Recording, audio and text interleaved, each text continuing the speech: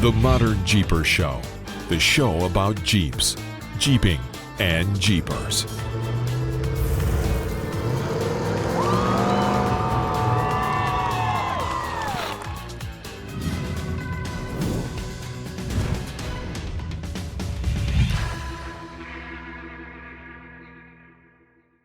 Well, hey, Modern Jeepers, it's Matson from MetalCloak here, and Mr. Modern Jeeper Corey Osborne. Hey, buddy.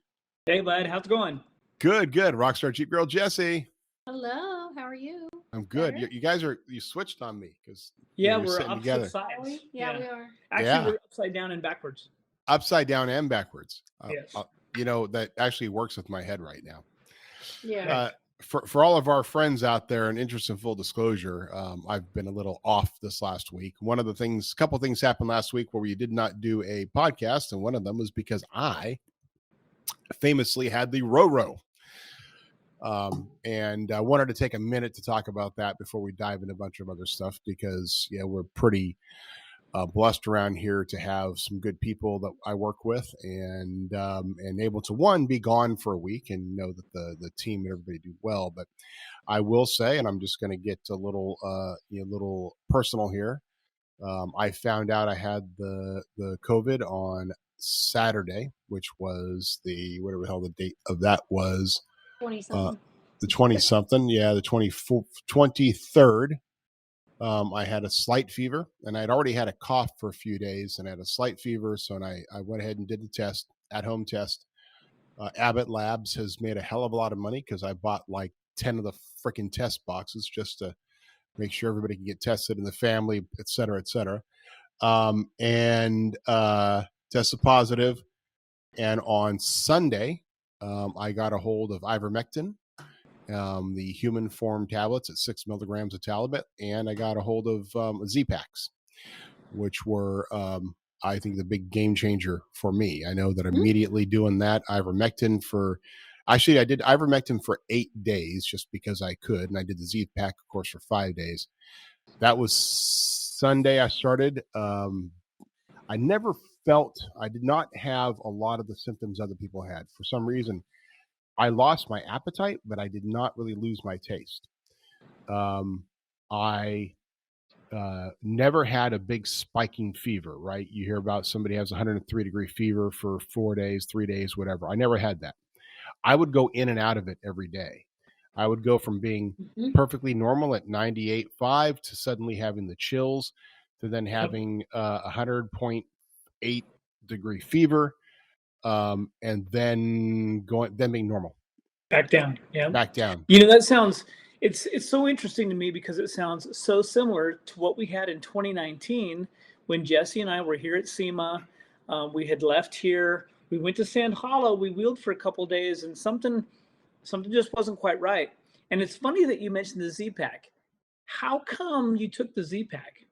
So for me, the Z-Pack was the prevention of it becoming an infection in the lungs. We do have a local doctor up here who came up with a protocol, and part of that protocol was the Z-Pack along with the ivermectin, as well as zinc, elemental zinc, which, by the way, we'll talk about in a second, D3, and of course lots of vitamin C. The Z-Pack specifically designed to keep the lungs from becoming an infection. Since I was already in the lungs, it was part of the challenge I was facing because I was already having a bronchial cough, and I still have a bronchial cough today, and I'll probably have it for another couple of weeks from what I understand. In fact, I got prescribed albuterol or whatever it is, the little breather, and just so I can, when I do get in a coughing fit, which happens at home a lot, but so far hasn't really happened today at the office. So maybe there's something. Maybe it's better in the air here, right? Plus more working to do and not as much sitting around. Well, I had actually a Z-Pack left over from when I was down in Baja, and we ended up taking that on the end of us being sick in 2019. And I remember how much better I felt. And I only had a 3-day, so it was just a 3-day pack. I took one, I gave Jessy one. The next day I felt so much better. I told her, I'm going to give you the other one, and I'll just go to my doctor and I'll get some more. And I'll never forget the people in Montrose, Colorado were like, nope, sorry, it doesn't do anything. It's not helping you. I'm like, no, you don't understand. It made a huge difference for me. And they were like, we don't care. We don't care what makes a difference. We don't know what's wrong with you. Go get your lungs x-rayed and be on your way. And it was just interesting to me how much that helped and how much it continues. I hear people taking a Z-Pack and it does help them, even though, well, it shouldn't. It shouldn't, right? Well, none of this is supposed to help anyway, right? I mean, Right. ivermectin is not supposed to help. I did finally on Wednesday, because I had the continuous cough and I was concerned about that, right? And I will say that I was monitoring my oxygen levels from day one. I got a little finger oxygen checker, right? $50 down at CVS. I monitored my oxygen levels, and I got a hold of an oxygen concentrator. So I was every day sitting down because my oxygen levels were between 91 and 93 when I was doing the testing. So every day I was sitting down and just breathing pure oxygen just to keep those oxygen levels at about 96 to 97. Thankfully, I didn't have to do a heavy crank up on it, right? Like the oxygen concentrator has from 1 to 10 as far as the flow rate. That was about a 4, was keeping me at about 97. So that was not bad at all. And then I never really was in that position where I was really sucking for oxygen. But it was the big concern for me was the lungs going, because at that some point you do end up going into the hospital going, I can't breathe. Right. And once you're in the system, you're in the system. You're caught up in there. I just spoke to a gentleman today who did the same thing happened to him. He actually was in the 80s. He had to go in. He couldn't breathe. And he went into the hospital, but he signed himself out and had them give him an oxygen tank, right? So that all he wanted was an oxygen tank, but he didn't want to stay in the hospital. So he was smart enough not to get caught up in the system, get put on a respirator or whatever. Right. And then have to go through their system and ventilator. So I had already been, but I was doing the ivermectin. I did go to my doctor on Wednesday with the idea that is there something else I can do? And the doctor I have is a functional medicine doctor. Functional medicine doctors are ones that look at the baseline of everything for a cause, not just treat the symptoms. Let's figure out what's really going on. In their case, their recommendation is to do the monoclonal antibody. But what they do is they will test you, confirm the test, and then put an order in at the local hospital for you to go in and get the monoclonal antibody. You still have to go in through the procedure of the hospital, still have to inform them you have COVID, still have to follow the procedures, but then all you're doing is getting that essentially outpatient IV of the monoclonal antibodies, and you go. Now, the interesting thing about the monoclonal antibodies that I didn't really fully understand, the purpose of them and what they are designed to do is to stop COVID from going into the lungs. Oh. The thought process is that if we can do one thing, we can stop it from going into the lungs, it will speed up the healing process and it will never be a bad situation. Mine was already in my lungs. Right. So the thought was, well, it can help speed up the process of healing. Okay. That was on Wednesday afternoon when I went in. And it was very strange going to my doctor's office because it's a little private office. I'm sitting in the parking lot waiting for them. They come out and they have me walk through like the servant's entrance, right? I'd go from the side. And as I walked towards the side, he handed me like the full getup. So I'm putting on this plastic suited getup front, strapping around my back. Had to put gloves on and an N95 mask. Right. And I'm already, by the way, one thing about it for COVID for me is it causes me to sweat all the time. Mm-hmm. And it still causes me to sweat. But I had to go in there in this thing. I'm sweating up a storm, like inside, waiting around for them and then do the whole big deal in the test. But I never went in for the monoclonal antibodies because by Thursday, that's day 5 of the Z-Pack, doing the ivermectin, I woke up and I was like, yeah, I still got a cough, but actually, for the first time, I felt mentally clear. Mm-hmm. I felt like I had turned the corner. And so everything was feeling better by Thursday. Well, for our listeners, and I'm sure by now, after, we're almost 150 episodes deep that have been listening to Matson and I ramble for all these episodes. Matson and I have a very good banter back and forth when we communicate with each other on off days. Typically, I'll have an idea, I'll send him a text or something, and he'll get right back to me, and it's kind of a little bit of a give and take, and he'll give me his perspective, and I then kind of back up and go, oh yeah, that's I will get spun out in a certain direction. And it was funny last week because we were in Mesquite, we're getting ready for Hump and Bump and SEMA and everything else, and literally, guys, I would send a text to Matson, and his response was okay. And I was like, I told Jessy, I'm like, wow, he must really feel he must not be doing very well, because I got okay back. Like, there was no other, hey, but let's think about this too. It was, all right, we'll do whatever you want this week, Corey. It's all you, buddy. Everybody take advantage of me last week, because that. But you're right. I didn't feel like thinking in some cases, and it's a weird thing to do. Plus, I was at home. All the kids were home from school. We couldn't send them to school. The wife wasn't feeling good. Everything, right? It was a interesting time. And I God bless my wife for putting up with me, because I think she laid down the law. What was it? 2 years ago, it was the tumor, and the head start tumor. July, it was the the Achilles, and I've been dealing with that for the last 6 months or whatever. And all of a sudden, and then this came along. And so, although our household pretty much was, I think probably everybody was positive, right? I'm sure it was. Oh, I'm sure. We're all babies. Everybody's manifesting it differently. The baby's just one giant face of snot. Jack's coughing. Josh is like, Iron Man. Nothing's going on to him, but he's still hanging out, right? Luis is having the one to manage everything while this is going on. And yeah, my head was just spun out. I was like, yeah, okay, yeah, all right. And sometimes literally the motivation factor. And for people who know me, usually motivation factor is not a thing. I would lay down and be like, okay, I absolutely have to go do this, this, and this. And it would take me 20 minutes to figure out that I actually have to go do this, this, and this. And like the motivation to get to go and move was horrific.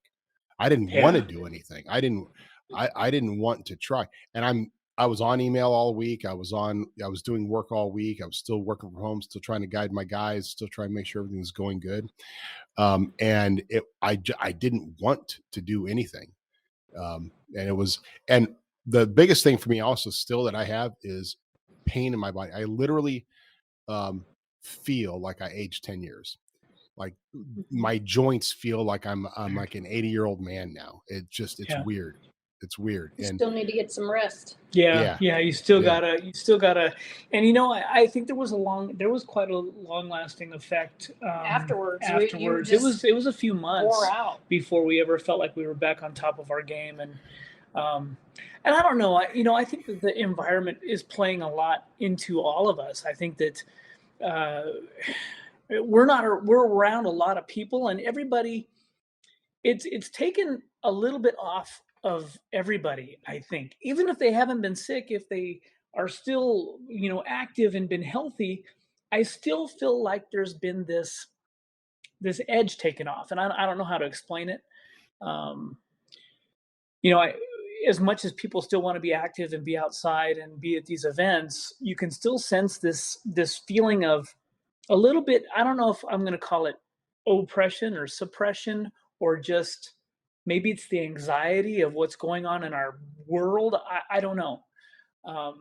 But I know that everybody seems a little off and a little worn out. A little worn out. Yeah. It's interesting. Well, speaking of which, I enough about me, and I just wanted everybody to know what I was going through and my experience and how I handled it. And I came back in the office today. I actually tested negative on Sunday, and decided to keep out another day just because, somebody had to stay home and defend all the candy that was gathered with. Right. By the way, I don't know. I have 3 kids who are all, and we did both a trunk or treat at our local church, and we did our neighborhood. Equal hauls of candy both times. I've got, each one of them has a paper bag, a grocery bag, half full. Now, our kids do not eat a lot of candy, and especially Jack, who can't handle it because he goes just wacko crazy.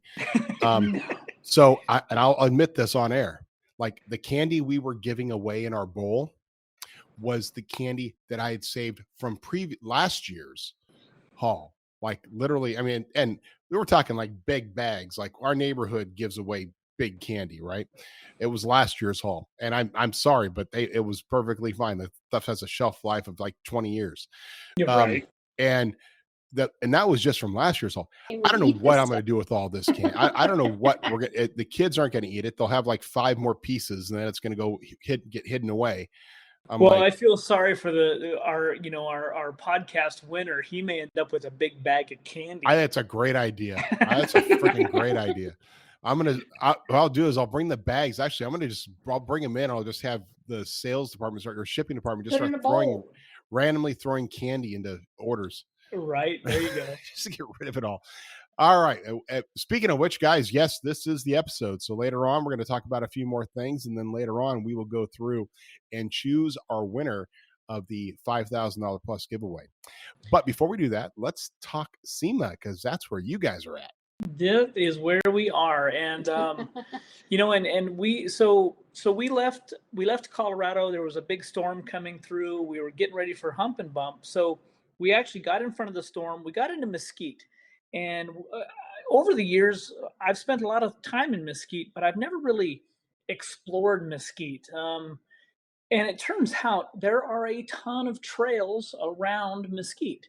So we did some exploring, we did some digging, we did some research while we were there. Because again, like most of us Jeepers, it's pretty hard to just sit. What are we going to do? Sit in a motel room and go, well, what day is it now? So there's actually a couple of trails outside of Mesquite, and we'll share those with our readers and listeners in the coming days as we put together some stories. And you never know, there might be even an adventure worthy of the northern Las Vegas Mesquite area. Yes. Wow. There's a bunch of land out there, and it's really cool. There's a couple of the Black Rock Mountain area and Elbow Canyon, which you'll see some pictures coming up probably still this week of Elbow Canyon.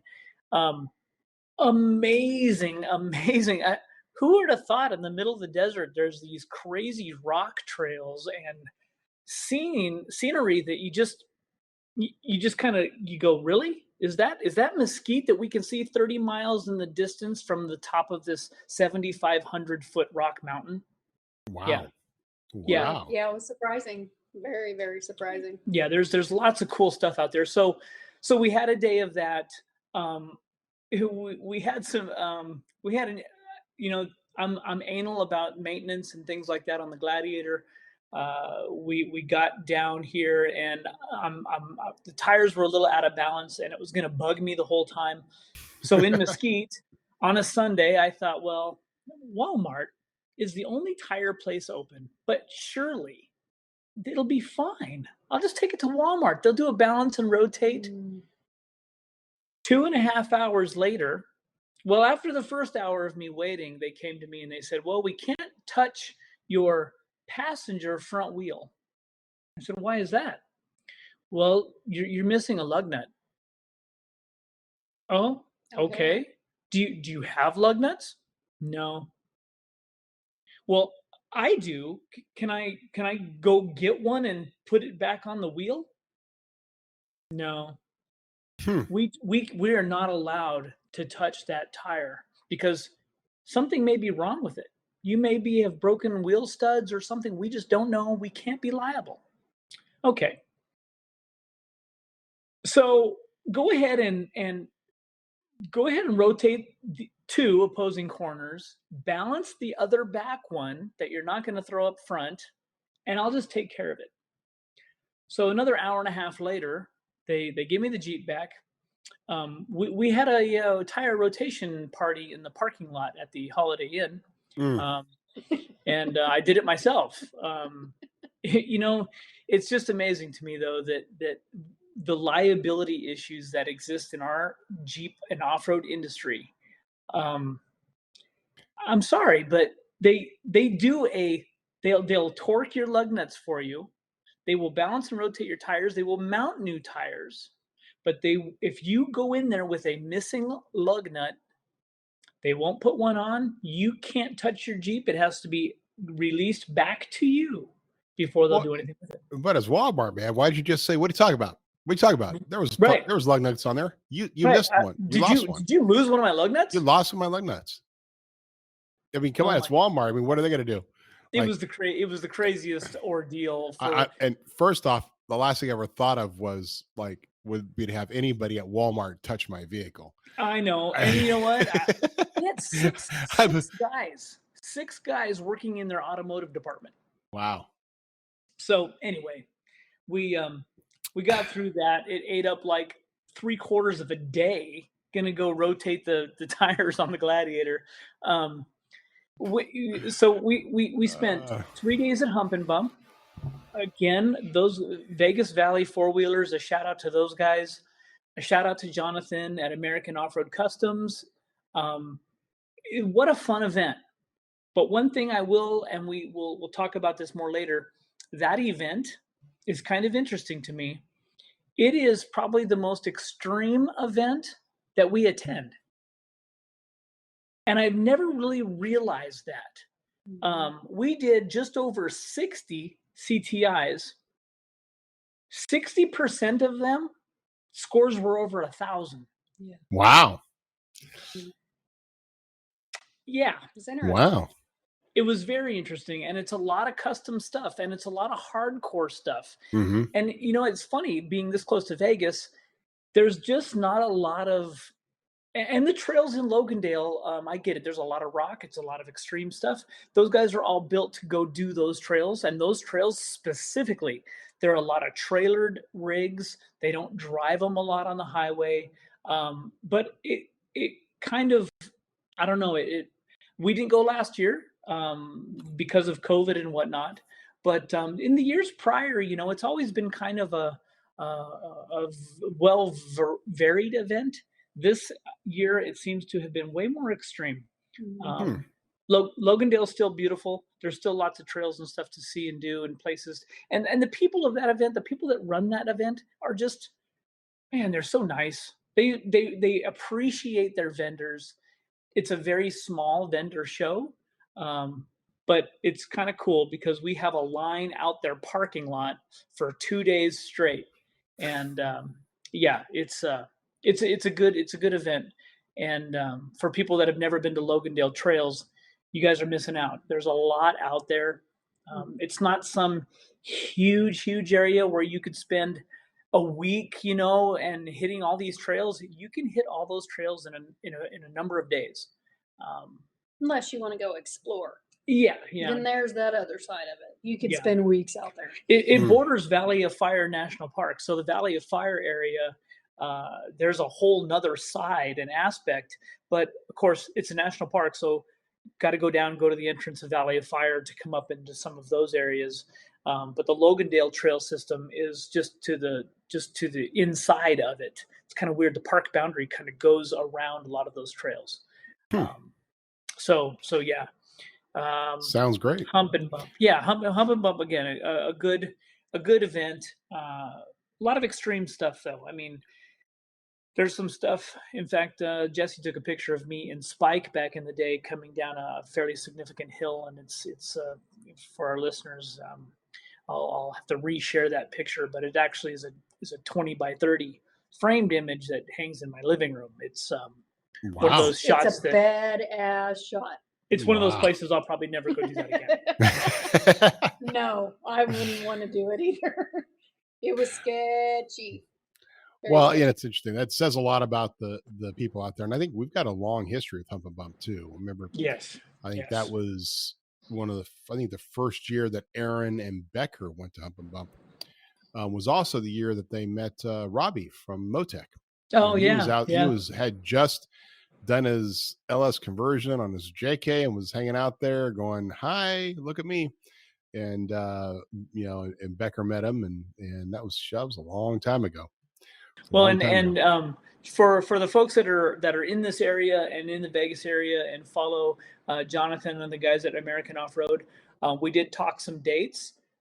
We'll probably do something after Winter 4x4 in January. We're going to come back down to Vegas. We're going to be so close. We'll do something at his shop, near his shop. Nice. You know, one thing I never thought about is his shop is now Stadium Central. Oh. So the new stadium is literally just down the road from his shop. Oh, wow. So I guess on game days, parking busy. is a little interesting. Yeah. So it won't be on a Sunday. It won't be on a Sunday. No. Or, or a Monday night or Monday sometimes night. Thursday. Yeah. Sometimes. And again, a shout out to those guys, because Jonathan also hooked us up with one of his guys that a friend of his, and actually the truck and trailer and Jesse's JK are all at his house. Has a great off street behind a gated community in a fenced lot. Like, the guy was like, "You're more than welcome to leave the truck and trailer there if you'd like." And I was like, Sweet. finding parking in Vegas for the truck and trailer has always been a huge issue. Right. And Stealing. people stealing stuff out of the trailer. Yeah. So That doesn't happen. right. Funny thing was here, we were actually, I think we were leading up to Skills Day. Said, "Hey guys, go take a look, make sure we have everything we need for the trailer." The tongue box was empty. There wasn't anything in it. There wasn't a hand drill. There wasn't any tools. There wasn't a controller. This is like a few days before Skills Day. Like, oh God, great. What happened? So started investigating, looking around. Well, Ethan, who had built the controller originally and built that trailer originally, one of our engineers, decided to, just for the whim, walk the railroad tracks nearby. He found the controller and the cable and stuff sitting in a bush by the railroad tracks. Wow. Didn't find the toolkit, didn't find the tools or anything else, but somebody had jacked open the tongue box and took that stuff. Realized he didn't want to carry the damn controller because it was so friggin' heavy with a large cable that he dumped that. But it was like, oh my, how freaking lucky was that to just find it laying there. Luckier than us. We should have gone and walked the tracks somewhere. Yeah. In Vegas. Yeah. Man, that was just crazy. Absolutely crazy. Well, So we are at SEMA. You are at SEMA. Have you walked at all? Have you seen anything, or it's a little early? So yesterday was badge pickup day for us. We went and got our media passes and walked through the majority of the show. Didn't really go into a lot of the halls. It is super spread out today. Wow. So how does it feel different, or does it feel? No. It doesn't feel different. It seems, and so now off-road trucks and off-road is all in the new West Hall. I put an article up on ModernJeeper.com this morning. It gives you a floor layout and kind of an idea. There's a few pictures of what it looks like from inside one of the education rooms in West Hall. That West Hall is, I'll bet you could put miles. I'm guessing you could fit 4 747s in there. Wow. It's enormous. It's giant. It's so the pictures are very they're kind of interesting, because if you look at the picture you go, wow, there's nobody there. But these aisles that they've created now, the aisles, you could literally drive a bus down the aisles. It's no more of the tight little walkways where you can go, 3 across. You could fit 12 people across walking down these aisles. Which is interesting to me, because in the game of playing for events, right? Obviously that's good, but the more aisle space is less cell space. Yes. So you wonder is the aisle a proactive thing, or is it the result of saying, I'm gonna there's say all the booths we have sold, we better figure out how to make it all fit and look good. Well, I've heard some stories already of them offering and telling folks, hey, we know you bought 40 by 60. We're going to give you a 40 by 80. So I think there is some of that at play. That hall is enormous. I do think maybe attendance is probably a little off from where it was 2 years ago. But we all know that there's still a lot of manufacturers that are struggling. They're dealing with COVID. They're dealing with these new requirements. They're dealing with all of the supply chain issues and all of that. So I would say that it's probably down a little, but there's still a lot there. A lot. So the West Hall now, the new West Hall, that's the one that's across the road now, right? Across the street. Okay. Yep. And you get there by the Sky Bridge. Yeah, by the Sky Bridge. Okay. Yeah, you actually go inside the hall there, the North Hall, and can go across, walk through the Sky Bridge to get over to the West Hall. And that used to be kind of a big open track area. They used to do some exhibition running around and whatnot. I think that still exists on the other side of West, because there's still vendors on the other side of West. But for the folks that like us, you know, we come to off-road and Wheels and Tires. Wheels and Tires is still downstairs in the South Hall. Oh, wow. Well, from there then to walk to off-road, oh man, it's a mile. It's a mile walk. Wow. Interesting. So separation out. We went and got our badges. We went and kind of perused a little bit through a lot of the outside stuff. We made our way over to the West Hall to just kind of take a look and see who we could see. And of course, everybody was still setting up. Ran into our good friend Greg Henderson, Unofficial Off-Road, Mr. Rick Payway, and the Gone Jeep and Chris Collard. They're all gathered around looking at Greg's Quadratech, the YJL build. Right. And so, we'll make sure we document that Jeep. It's become a pretty popular. Wasn't that built for 2020? And then it was, because I remember, I thought it was built for 2020 and just never got to see the light of day because of COVID. Well, I know that Greg's put a lot of time in it recently. Okay. And of course that was, to take, it's done so well. And we've had some questions. People are like, why would you put a YJ in a JL? It is done so well that you'd think it came off the factory floor like that. Wow. It's got a straight 6 in it.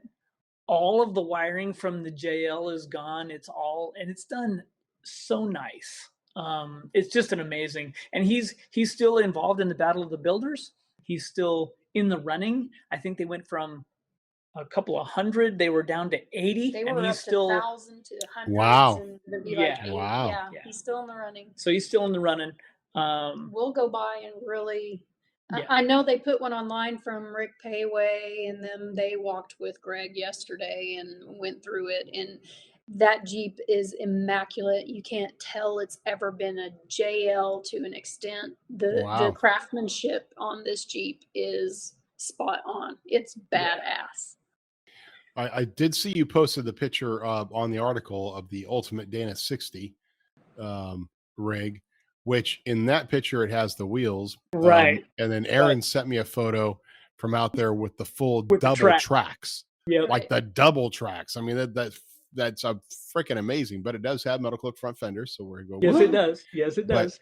But, wow, what a beast of a build with those double tracks on it. It's interesting. It's interesting, yeah. And it was funny yesterday because when we saw it, it still had just wheels and tires on it. It didn't have the tracks on it yet. But it was very, which doesn't quite work with the big, massive brass body work that they did on it, which it kind of works. It's kind of a weird setup. It looks kind of like an afterthought. I looked closer and it just, I think it's very unfinished to me. But I'm surprised it's getting as much attention as it is. I don't know. It didn't do a whole lot for me. It was interesting. So it's I'll kind have of to take some close-up pictures for you, and you're going to go, huh? I mean, from all intents and purposes, basically it's a jail that they hacked a little bit and threw some parts on there, and like it's like they had a dream that they were Kevin Hawk, but didn't quite finish that dream. Right. Yeah, something like that. It's different. And again, SEMA is all about the innovation and these guys' creativity, and that's that's kind of what we saw. And it was kind of fun to hang out, and Rick and Chris Collard and Tracy were kind of walking around going, yeah, you can build it like that, but why would you? Just because you can doesn't mean you should. Absolutely. The dually Gladiator, or the tandem axle Gladiator. There's some 6-door stuff out there running around. I was kind of surprised.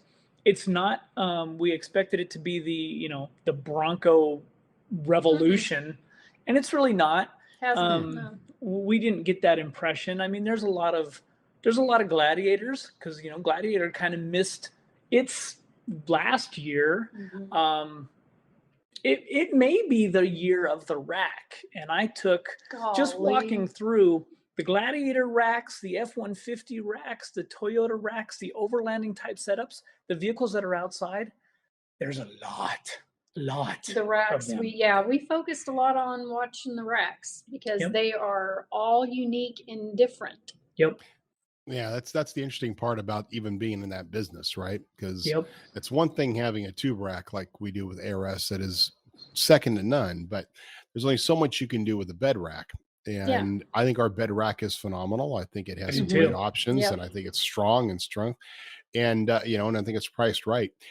But there's a lot of competition, from your cheapest possible sheet metal to full billet aluminum corners and end pieces that are just craziness. The accessories alone. There's some interesting accessories, I have to say. There are. I have quite a few pictures. We'll probably have a rack article, I think, because there's some really bad stuff out there too that you just, again, you kind of go, well, they had the option to build this rack, and that's what they chose to do. All right. Well, that's the interesting part about it, is now it's getting in front of everybody and just showing them how great our stuff actually is. So which I think next week you guys are going to be out on Death Valley. So we have 2 back-to-back events. We'll actually leave here Saturday morning and head up to Beatty, Nevada. Both of our trips will start in Beatty. We have about 7 rigs in each trip, which is a perfect number. I'm hoping the weather holds out. It's 80 degrees here this next few days here, so it should be phenomenal. It's been warm. Yeah. Wow. It's been great. Well, that's good. So you guys will get out there, which means I will be having. I'll actually have Mike Upchurch with ARS in on the podcast that week, so we can actually talk about overlanding and adventure rack systems and the whole world, while you guys will be actually overlanding. That's right. In fact, with one of our buddies, Curtis, who has been with us. In fact, he's supposed to be coming through here on Thursday, I understand. Yeah, I think so he was going to head out. Yeah, so if I can coordinate properly, maybe I can have him actually taking stuff with him. I got to work at his schedule, because I discovered he's coming through here, and so he can take stuff with him instead of us trying goodies for me. Instead of trying to overnight stuff from here to Vegas. Because I was actually thinking about maybe doing the Beatty thing. So we'll have to talk more about that. Yeah. If that doesn't work out, sure, we'll figure it out. We will figure it out. So, and tonight we actually are attending the Jesse Combs Foundation fundraiser at the local Las Vegas Harley Davidson here on the Strip. Wow! I believe that's from 7 to 9, 6 to 9, and it's open to the public. You can buy tickets online. It's all to support the Jesse Combs Foundation. So we're headed over there to say hi to everybody and support their scholarship program and all that. How is that program doing? I mean, I haven't really heard much about the foundation.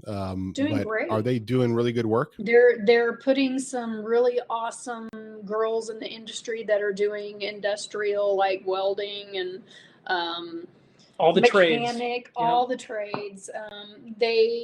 I was going to enter in, but I had too much going on to enter in before the deadline. You have to send a video submission to get selected. I don't know how many they do, but they pay for their school, basically. Oh, wow. So That's they've awesome. done that really well the last few years that it's been out. So that's awesome. It's a really good cause. That's awesome. So for our listeners, we're recording this on Tuesday, so it's Tuesday evening, and they're going to that. That's great. And you guys can still support the Jesse Combs Foundation. Yes. Just go Absolutely. online, do a search for them. I'm sure they have a way of donating or Yes. supporting or reaching out to them. Or even if you are somebody, maybe your daughter is interested, or maybe you yourself are interested in something, reach out to them. I'm sure there's programs and information that you can learn from them. All in the name of Jesse Combs. I think something popped up. It must have been you, Corey, posted something from before about Jesse recently, because it was just a little video of her talking about something, and I just all of a sudden, a little memory popped up, and it's one of those you just go, yeah. You sometimes it's, and I don't want to use this word forget lightly, but you can forget just how bright she was. Yes, absolutely. And what an impact she made to the not just the women's network, but the entire automotive industry's personality was part of her. So and then tomorrow I will probably most likely do the all women's networking, the SEMA Business Women's Network. Oh wow, okay. They have a Get Up Girl Going to Go network, so I'll go do that tomorrow afternoon. So I'll be there with Charlene and all those girls as well. So awesome. More of that program. You were talking about this earlier, and I had a joke about it, because there's so much work to do SEMA right. There's a lot of work. And it's like you kind of forgot how much. I'm like, I've been to SEMA once, guys. All full disclosure, I went once. That year was a lot of work, because I was taking tons of photos, and every night going back to the hotel room before dinner, loading all the photos up, watermarking them all, loading them onto Facebook so that people could see virtually the show, right? And then getting back out and doing it again. And it was a blast. I loved it. And I think it was a good year, because it wasn't a super crowded year. It wasn't an elbow room year, but that was good. That was good for me. 1 year doing that was good, right? And I still remember how much work it was. Oh yeah, You just the idea of like, oh, let's go back, and like, wow. Like Aaron's there right now. Aaron's taking photos, sending me photos. He's walking it, but of course he's a friggin' machine. And then John will be there Thursday and Friday. He's going to be out there checking things out, and just Aaron's lucky he can walk through and not get recognized. That's that's our battle, right? You need to put disguise on so you can work. Yeah, you need sunglasses and a hat. Right. Yep. Well, we got masks on too, so the mask. Oh, that's right. All of it. Oh, you have to mask up inside the halls? Yes. Yeah. Everywhere. In fact, everywhere inside in Vegas is mandated. So yeah, it's not bad. It's okay. Are you wearing a special mask, or are you wearing like just a? What we need to do is we need to get like Corey. We need to get you a mask that actually is just 3D. It has to be printed just to look just like your beard, just right? your face. I need exactly. Screen on it or something. There you go. They have one. They have little digital ones that with mouth moves when you talk. Love those. Make it fun. I was almost going to get one of those full face masks for Halloween, the digital ones. You get all the different things. Love those. That would be cool. That would be cool. But then I'm glad I didn't. Like $80. It would have fallen under TikTok made me buy it. Yeah, there you go. Well, it was cool that we actually skipped a week in our giveaway. And we for our listeners out there that have paid attention and have followed us all this time, we doubled our listeners in the last week. So I guess we have to do more giveaways or something. I don't know. Yeah, you guys like free stuff, don't you? Or tell us what we need to do so y'all will listen more. Right. Give us some opinions. Come on. Well, there were quite a few opinions in some of the emails we got back. Some of them were like, "I've never heard your show before," because we promoted it to a wide variety of people, not just our listeners, and let people know about the giveaway. And it went from, like I said, from one extreme of wow, I loved your show, never heard it before, to never heard of it before, never want to hear it. Heard of it. You're not going to hear of it again. I think one guy lasted 15 minutes. And hey, that to me is more likely, because we've always joked about the fact that we can't believe some of you want to listen to us ramble on for an hour and a half, sometimes longer. But it is still a blessing that you guys like listening to us in our format and our way, right?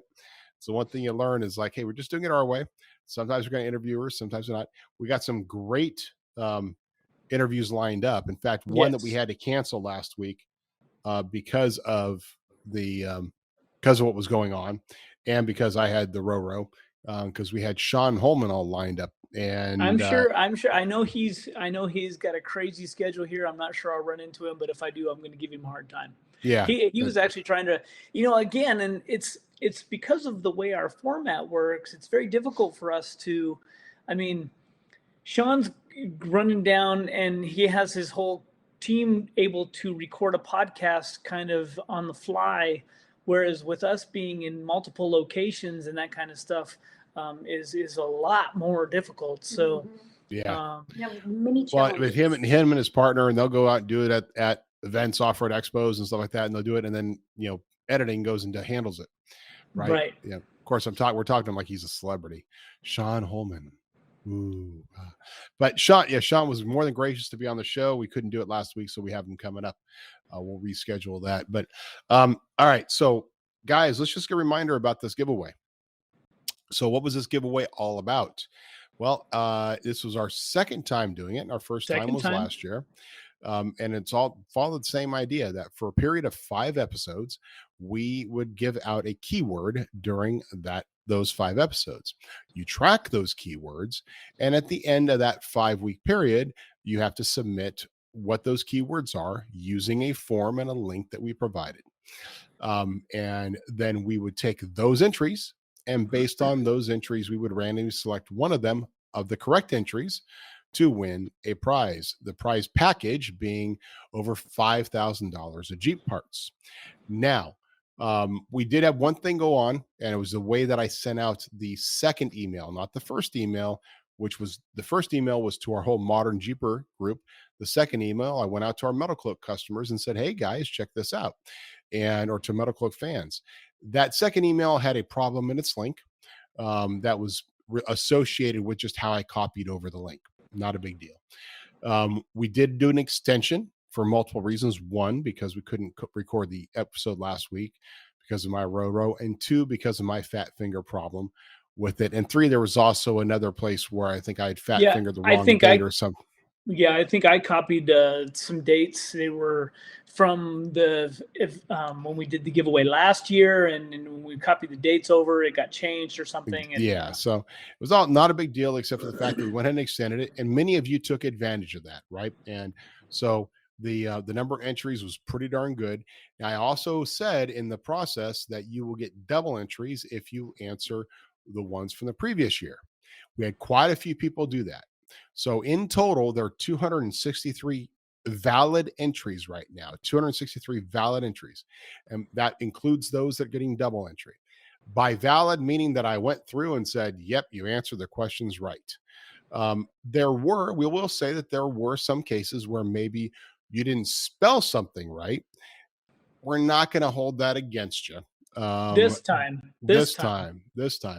But like, it's not Imogene, it was Imogene, right? It's pretty easy enough to do a little lookup to verify if you don't know how to spell it. But you guys all spelt rhyolite right for some reason, which is really difficult for me. Yeah. Right. Yeah. And WFO concepts, but if you just answered like WFO, like that wasn't the keyword, right? So in some cases we had to be a little harsh. Most cases we gave you the benefit of the doubt. Yeah. Anyway, so that is the 263. Now here's the deal. This week we're going to select the winner. In 2 weeks. In 2 weeks, because next week I'll do an interview. We'll do a thing here because you guys will be out in Death Valley. But in 2 weeks, we will have the winner with us on this podcast. At that time, we will disclose the full package of things that winner is getting. for his, which means I have time to change it up any way I want. No, but we already know pretty much what it is. It's just that it also is specific because this winter, it depends on what he has. If he has if he has a TJ, he's not going to get a JK package. Right.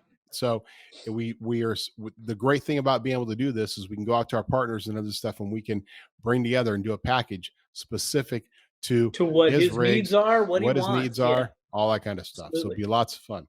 All right. So to do this, and I've got right here, you guys can see, this is our trusty randomizer.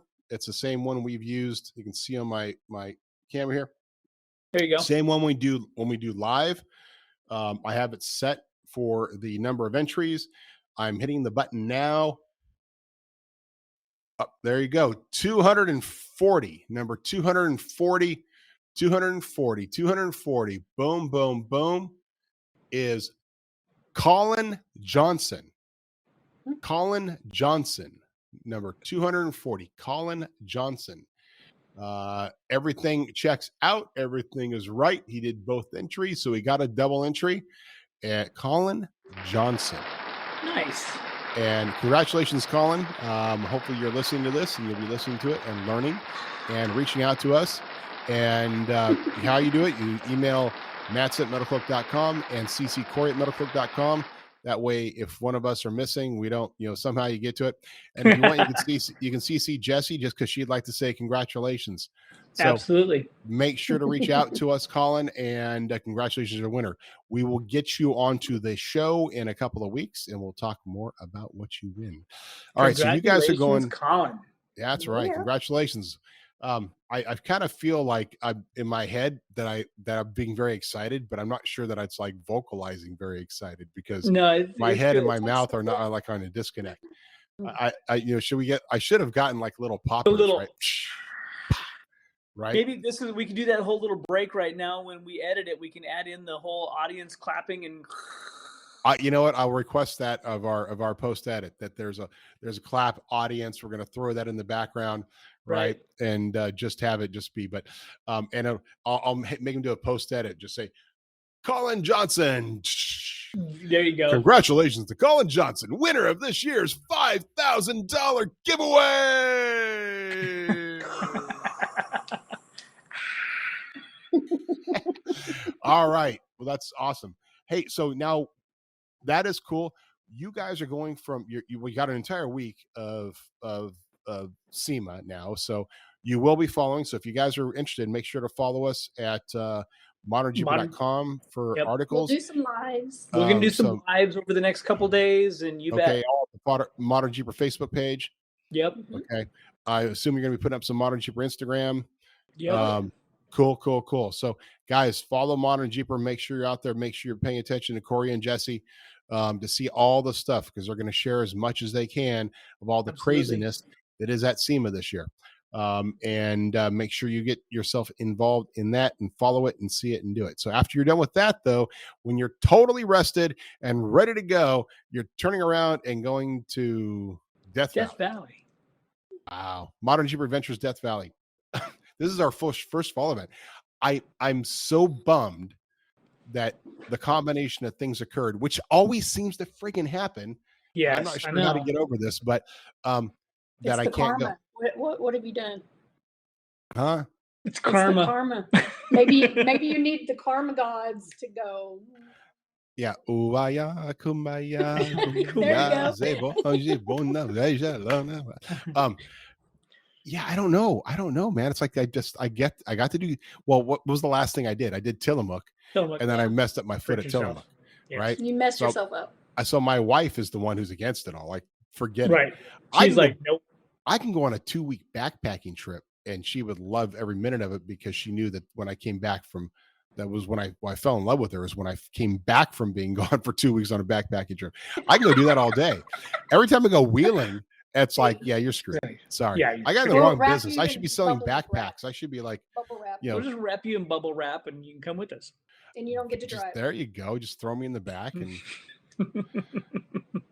just put a mask on me, give me a cane. I'm okay. Right. Well, and for our listeners and followers, we come out of these adventures, and especially somewhere like Death Valley, where we've got the tall ARS rack on the Gladiator, and the Gladiator's, it looks good. It's wrapped. We're going to show you some useful functionality of that rack while we're out there. It's all good. Yeah, I'm telling you, my Gladiator looks fantastic. Yes, I can't wait till I get the full, but over cab rack. By the way, that's you ain't gonna see that out at SEMA, and No. this is coming, and it is coming soon. It's the only over the cab rack for a Gladiator.